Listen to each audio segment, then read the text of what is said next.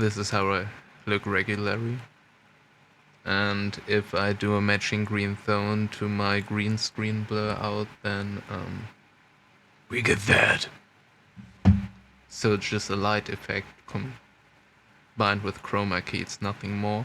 Some people ask me about that, so that's how it works. It's all that, and I find it pretty cool. It gives me that I'm not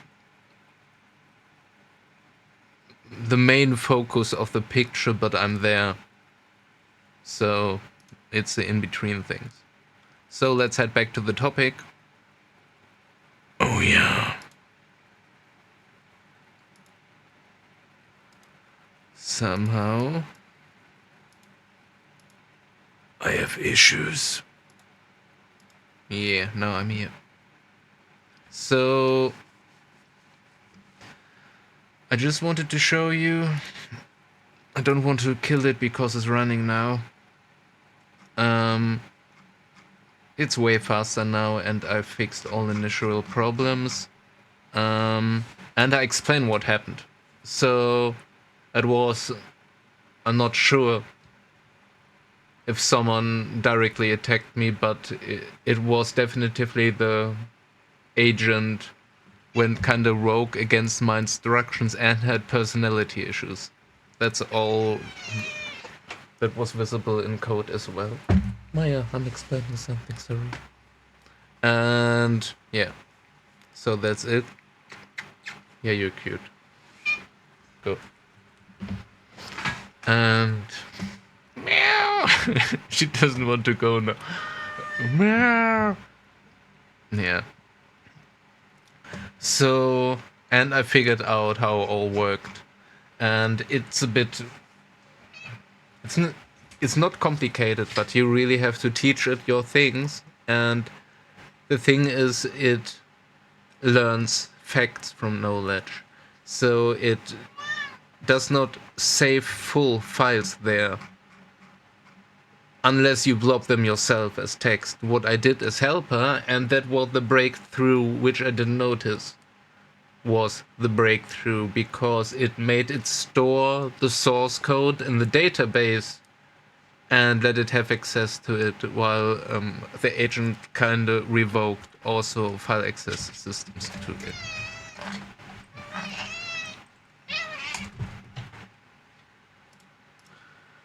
I'm not cruel, she's just making a sound. So, this what you see is the knowledge database. She's back. Then come on. And that's pretty important. And as well, you have the whole SQLite editor here for all tables. You put in the maximum number. There's just still the... You have to format it yourself, right? It's a bit, let's say, not that nice to edit, but it's possible. So in future I will fix that here, that will you have the right like integer editors, datetime editors, depending on the type on the table. And yeah, Maya, she just screams because she wants love and attention. She is not going away or anything, and she's really known for this loud sound. I love it. It's my cat. So the next thing is the test lab, which is pretty important if you don't know all the AP routes yourself. The console will help you with that, but you need that for importing all your database and doing a quick checkup, which includes generating some facts about the stuff it finds in your data system. A lot of stuff is hard-coded to the Microsoft and DevExpress stuff I used, but I will put all prompt ordering and configuration in the database soon. So in future, all will be done via the SQL database. So let's get back to the easy point. After setup, it should straight jump into that, and connect, then you have to select the first time AI Council, selected models, select your models.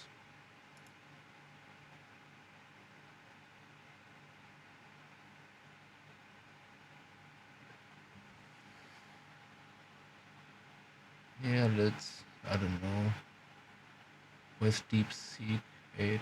I like DeepSeek 8.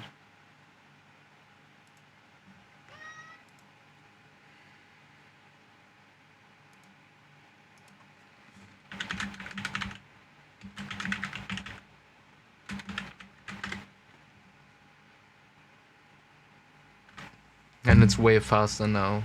So you see some stuff is a bit broken, but it's usually just the formatting, and you see in the necessary files. I want to record the video, Maya.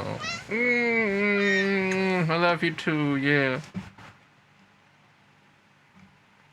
And you work through the whole council. And the single AIs will also profit from all functions. They're same for all. So the council, you have the kind of form and to teach them and so on. And still the single models will profit from it and will be way faster and smarter as well.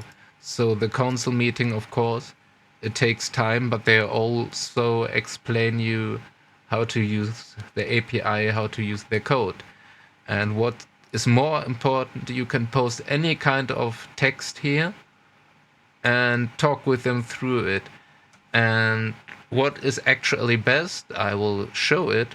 I hope I have it here. No. Of course I have it here. In my repository.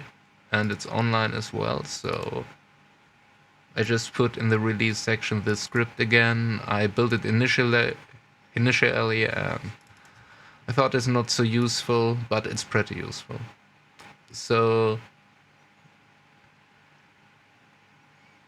this puts the whole repository basically in a text file.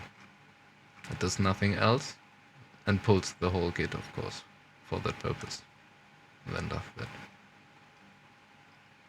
Takes some while, takes some while, takes some while.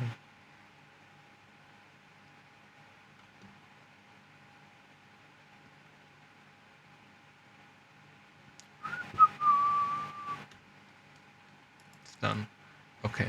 Now you have a new timestamp. And this file, I don't understand why the name problem happens, but I always give it a timestamp. And you can adjust the script for your repository or things or whatever as well. So if you then upload this, I won't show it now in detail because I did it earlier. Here, you can talk with them through, and they know it for the context of the chat. And as a workaround that they keep that in mind, you will have to do following. You have to go in the SQL database and you have to do a new scope. The scope is the name of your program or your science, whatever. Okay? You need to do new scope and add new lines. And the council knowledge is one of the SQLite tables. So you can go here, council knowledge entries, do a new row, write it. And even if it doesn't look alike, you can post everything here. I posted the whole text inside there. It wasn't cut off. So, or I updated it later here. I'm not sure. Because later you can go here in and post everything here. Let's just do that.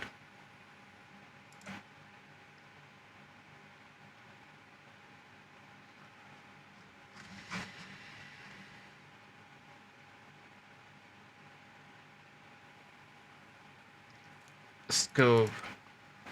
Local GPT AI Council Development. Source code.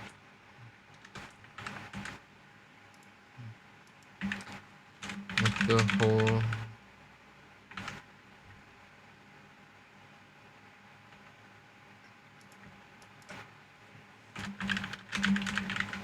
Input by user.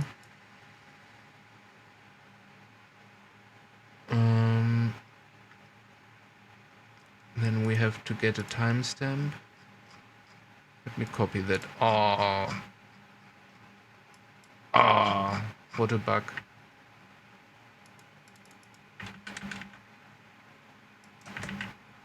I don't care. Confidence 99. User reviewed. Reviewed. Current.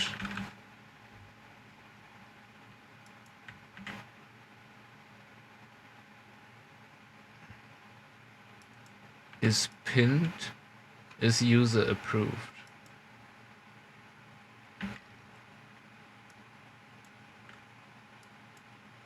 I should do a more close time.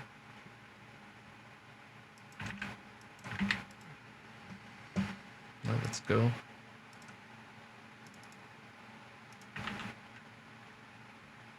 You need memory for that, but in past Notepad was more performance, so if it sucks we need to go to Notepad++ again.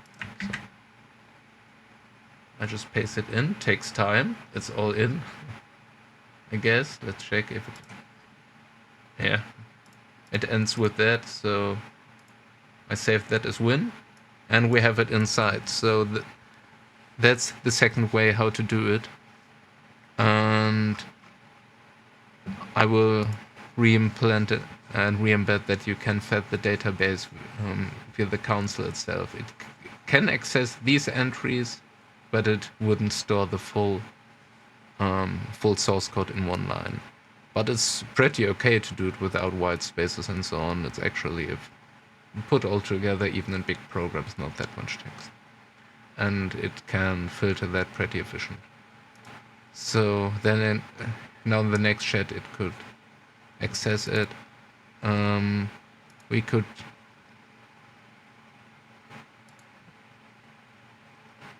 refresh.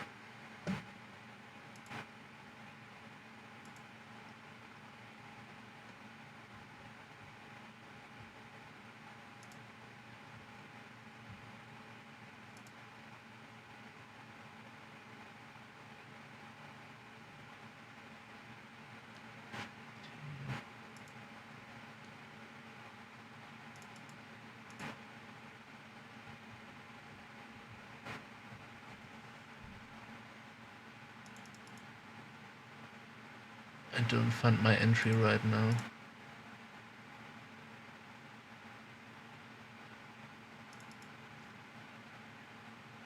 Wait, it's here. Right.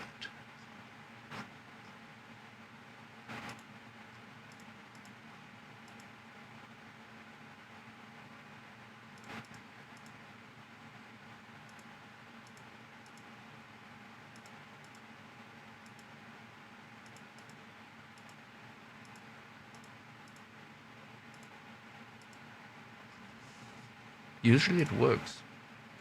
So maybe there was some kind of issue, or I don't see it right now, but I will check that next time. And I forgot that I have them working, or had them working here.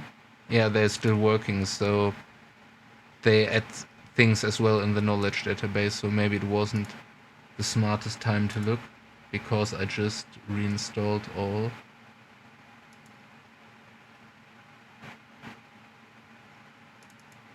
Whole solution, yeah. That's here by me. And then he kind of also updated the knowledge already, so that's what he does. So if he put it inside, he can manage it and describe it, but for some reason he would not put the whole code inside it. So can we see the row number here? But it's a pretty early one. It's like 7.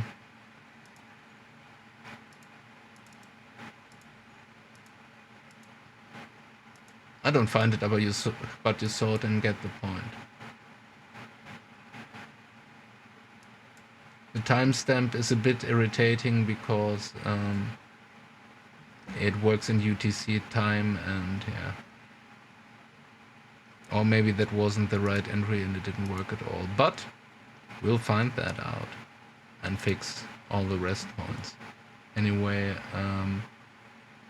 it's pretty fast, smart, and comprehensive, and it has access to its chats, its logs. So if it has bugs, you can ask it about itself. But in this case, use the script like I showed you and put it in text into chat here.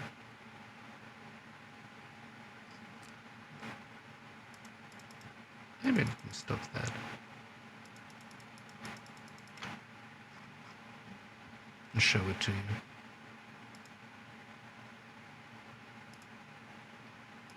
It hooked itself off somehow. But that's probably Ollama, that's never the app itself, so you will see that.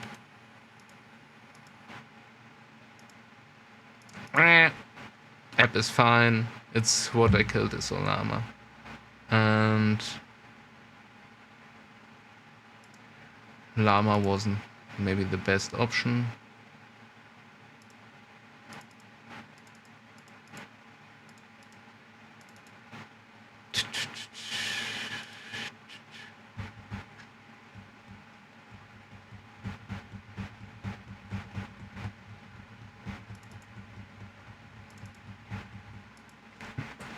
Hi, here is your source code. Learn from it and add all the information and source code as entries in your knowledge database, which is a table inside your Slack database. Go on, team.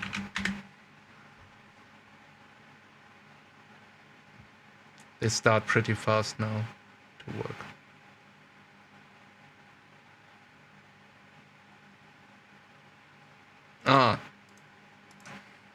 I forgot. I killed Ollama, and yeah, of course it's fast. It's not reachable. Now I restarted Ollama.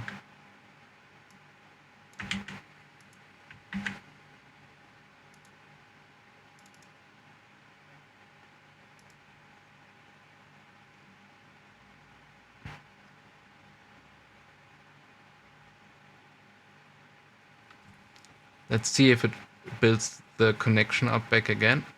Should work. I hope so. Just to show you how stable the system is now. Yeah, it takes some time. It's working already.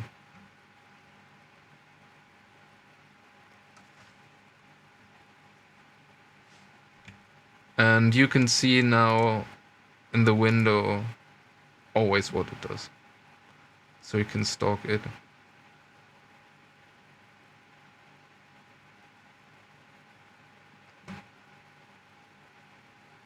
It tries to enter some cancellation token. Okay, that seems some kind of bug.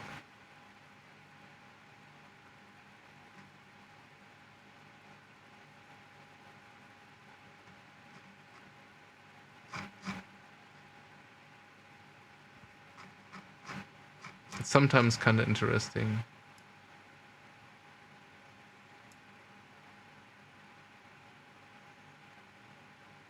I'm not sure if you can see that in the stream correctly, if it renders on 1080p. Nice, because I have a 4K screen. But you see here the thinking process and the states of the thinking blocks. Yeah, no. So it's quite doing something, and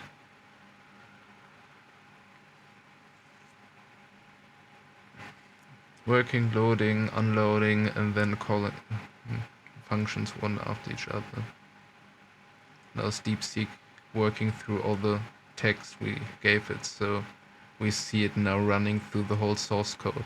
What you see now is it learning the source code in some kind of manner. a beautiful way to visualize that. And it does that in thinking, that in called, it functions inside of these thinkings.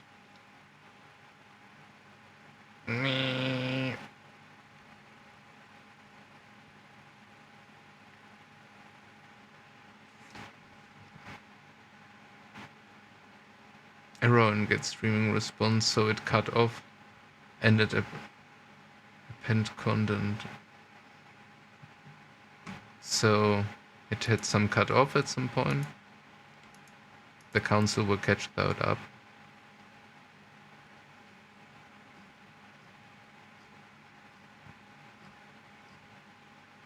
But my last architecture change could have implemented some formatting bugs, and they will change soon again. But it was necessary.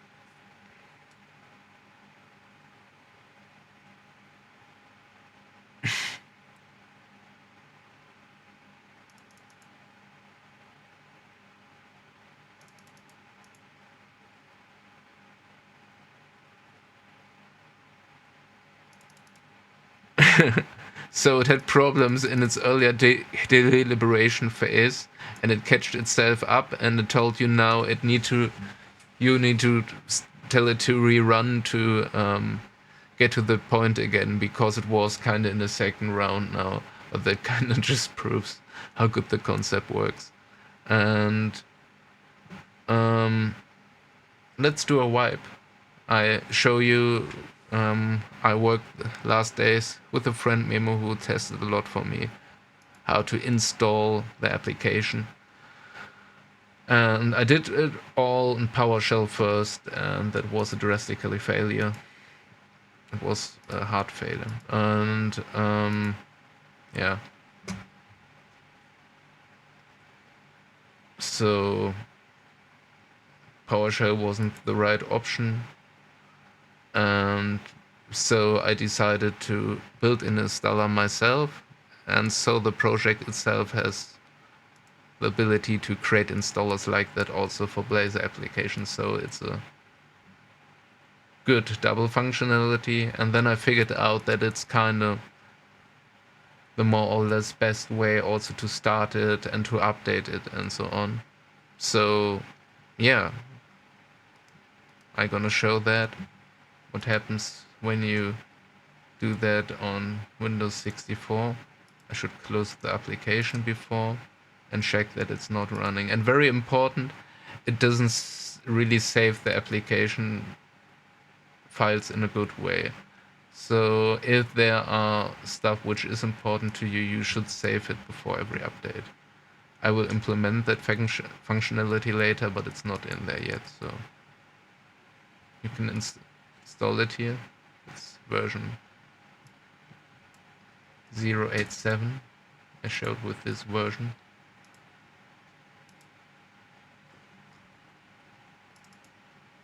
And the simple setup installs Ollama, pulls a slim set of models for small council,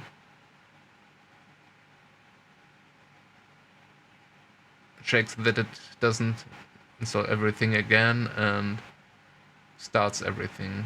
It's now started already, and it started in my browser. I had it open, so I didn't saw it, but you saw it blinking. And now you have as well a start folder. Oh, fuck. Sorry.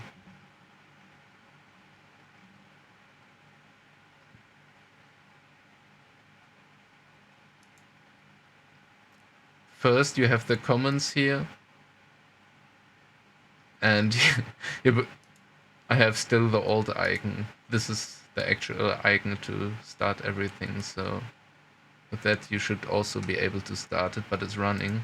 So I have to close it first. You see, I closed the CMD, it closes instantly. So now I start it again and it's back. Done. So if you have a fast PC and fast internet, or maybe even Ollama installed, it's installed and up instantaneously. I'm pretty proud on that. So I will extend it. I will make all more dynamically. There will be way more database tables that the system can more constructive work on any type of scientific topic or solution in terms of a workspace. So this will always be in a workspace, because in a workspace you work with colleagues together on certain topics. So it's kind of the micro company for a sub console to work off certain topics. Yeah, that's it. I think that's the smartest and best offline AI implementation. And my code, beside of the DevExpress components, is all open source. So have it. Have a nice day.